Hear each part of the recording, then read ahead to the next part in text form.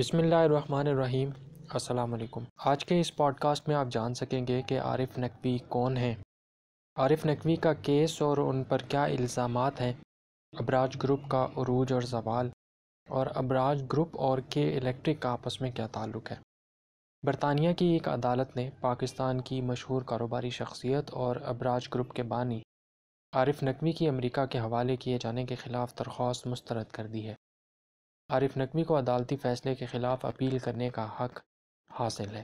عدالتی فیصلے کے مطابق عارف نقوی کی امریکہ حوالگی سے متعلق معاملہ اب وزارت داخلہ کو بھیج دیا جائے گا، جو اس ضمن میں حتمی فیصلہ کرے گی۔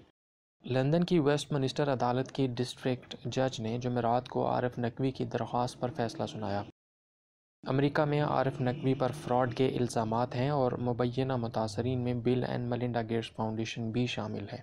2019 میں برطانیہ میں میٹروپولیٹن پولیس نے ابراج گروپ کے سربراہ عارف نقوی کو سرمایہ کاروں سے دھوکہ دہی کے الزام میں لندن کے ہیتھرو ایئرپورٹ سے گرفتار کیا تھا۔ عارف نقوی کے کاروباری ساتھی عبدالودود کو امریکہ میں گرفتار کیا گیا اور استغاثہ کے وکلاء نے ان پر الزام عائد کیا کہ انہوں نے ہزاروں ملین ڈالرز کی سرمایہ کاری کا غلط استعمال کیا۔ امریکہ کے سیکیورٹی ایکسچینج کمیشن کی شکایت پر کارروائی کرتے ہوئے عارف نقوی کو لندن میں گرفتار کیا گیا۔ اب میں آپ کو بتاتا ہوں کہ عارف نقوی کا کیس کیا ہے اور ان پر کیا الزامات ہیں۔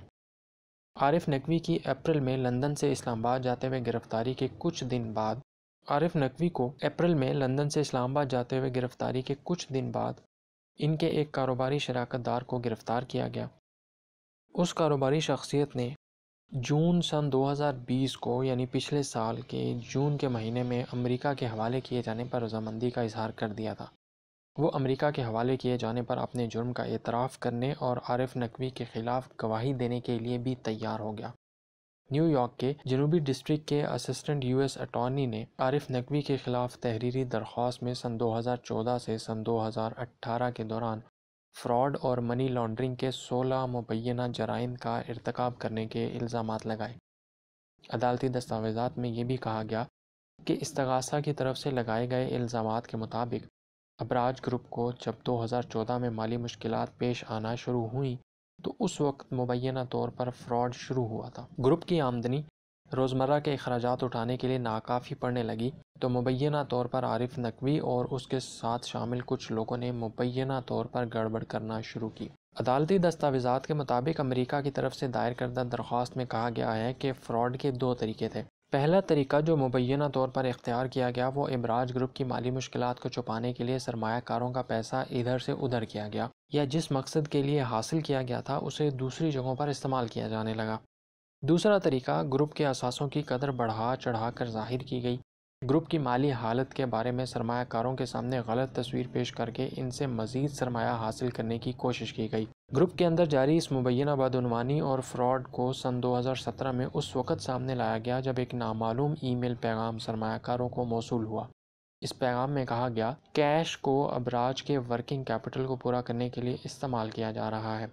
اس کے علاوہ یہ الزام بھی عائد کیا گیا کہ جو پیسہ ادھر ادھر کیا جا رہا تھا اس کو ابراج گروپ کی مالی حالت کو چھپانے کے ساتھ ساتھ عارف نقوی کے خاندان کو فائدہ پہنچانے کے لیے بھی استعمال کیا جا رہا تھا۔ اس کے ساتھ ان پر یہ بھی الزام ہے کہ انہوں نے پاکستان میں بجلی پیدا کرنے والی کمپنی میں اپنے شیئر کو فروخت کرنے کی اجازت حاصل کرنے کے لیے ایک پاکستانی سیاستدان کو بھی رشوت دی۔ اس پوڈ کاسٹ کے اس حصے میں آپ کو بتاؤں گا کہ عارف نقوی دراصل ہیں کون۔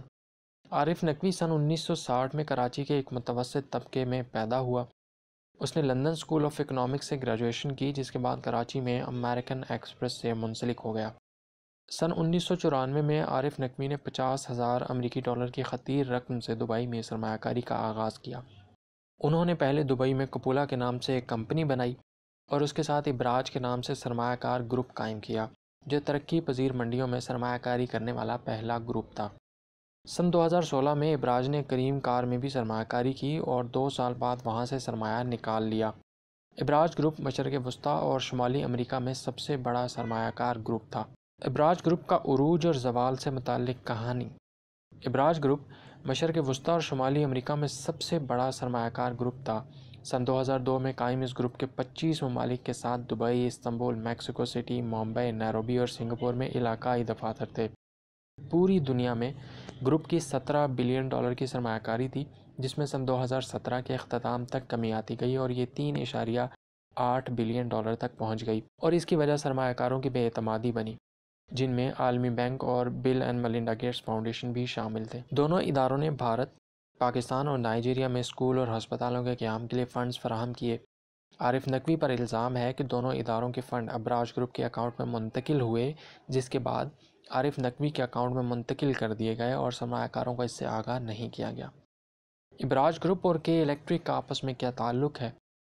ابراج گروپ نے سن 2009 میں $1.4 بلین کی سرمایہ کاری سے کے الیکٹرک کے اکثریتی شیئرز خرید کر انتظامی اختیار حاصل کیا۔ پاکستان کے سب سے گنجان آبادی والے شہر کراچی کو بجلی فراہم کرنے والے اس ادارے کے 25 لاکھ صارفین ہیں، اور یہ ادارہ نہ صرف بجلی کی پیداوار کرتا ہے جبکہ بجلی کی فراہمی اور منتقلی بھی اسی کے ذمہ ہے۔ ابراج گروپ نے جب کہ الیکٹرک کا انتظام سنبھالا تو اس وقت بجلی کے بحران کا سامنا تھا۔ یہ بات بھی دلچسپ ہے کہ ابراج گروپ جب مالی بحران کا شکار ہوا تو انہی دنوں یہ بات بھی سامنے آئی کہ گروپ نے اپنے 66% شیئر یعنی $1.70 کروڑ میں چین کی شنگھائی الیکٹرک کمپنی کو فروخت کرنا چاہتا تھا، جس کی کوششیں گزشتہ دور حکومت سے جاری تھیں۔ امریکی اخبار وال اسٹریٹ جرنل نے اپنی ایک رپورٹ میں الزام عائد کیا تھا کہ الیکٹرک کی فروخت میں وزیر اعظم میاں نواز شریف کے تعاون کے لیے ابراج گروپ کے سربراہ عارف نقوی نے ایک بزنس مین کو $20 بلین کی پیشکش کی تھی، تاہم میاں نواز شریف اور عارف نقوی ان الزامات کو مسترد کر چکے ہیں۔